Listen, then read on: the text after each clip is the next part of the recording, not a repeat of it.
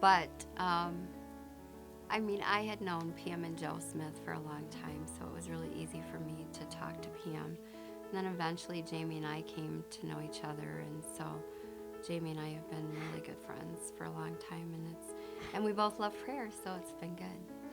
For me, it was the leadership courses that we had. I just found some very defining moments then that because I originally had gone through a divorce, it was tough for me to feel like I could blend in,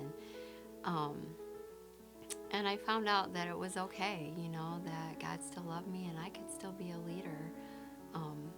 So that was pretty cool for me. And the fact that we just had a long, not long, but 20-minute long worship, praise and worship, I just love that. And the raising your hands and the clapping, coming from a Catholic church background, you're kind of like, so you didn't do that. I didn't do that the first time. It's something you kind of got to warm up to. But what was really nice was Dan Seal, I've known most of my life, and Dan attended church, and when I saw Dan and talked to him afterwards, I thought, this might be a place I could continue to come to, because he made me feel real welcome. I had that, former Catholic background and just somebody that I knew. So it just made that transition a little bit easier, and I've always been thankful for Dan for that. It's a little strange. I was Catholic for my whole life and became a Mount Hoper, and just figured that's it. I'm a Mount Hoper for the rest of my life. Well, the kids grew up in children's church, and they're all involved in ministry now. So, again, they kind of called this home too. My parents used to say, "You hang out at that church too much."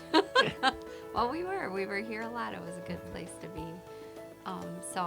And I attribute a lot of what they're doing today to what they learned, while they were here in children's ministry. When we got married, I was stepfather to 3 girls, 10, 12, and 14. So the next 8 years were really exciting and mind-altering at times. And I would never, I don't believe, ever been voted the best stepdad in the history of stepdads during that time frame. But I think what the girls learned here and our faithfulness in coming and being involved and doing stuff, I think now that they're older, and like most kids, I think they understand, hey, I did the best that I could under the circumstances. I hope they feel that way.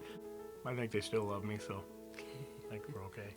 But I know that it comes from being involved in children's ministry here and the relationships and friends, and because they have friends that come, divorced families too, and so they probably compared struggles, had the same issues, talked, complained about their step-parents, and grew out of it. And as long as you love the Lord and that was your focus and kind of keeps you close to that track, then everything works. I think I'm a changed man from 20 years ago.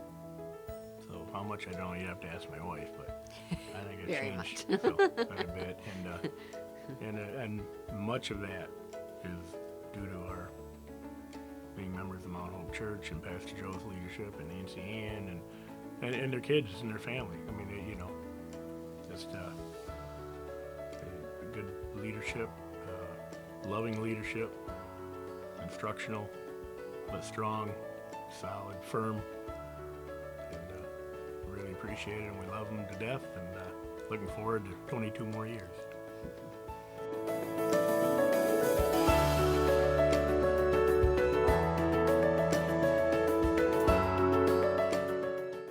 This is our story. Outside of the fact that Pastor Joe's a Michigan State fan instead of a Michigan fan, we forgive him for that, and we still show up every Sunday.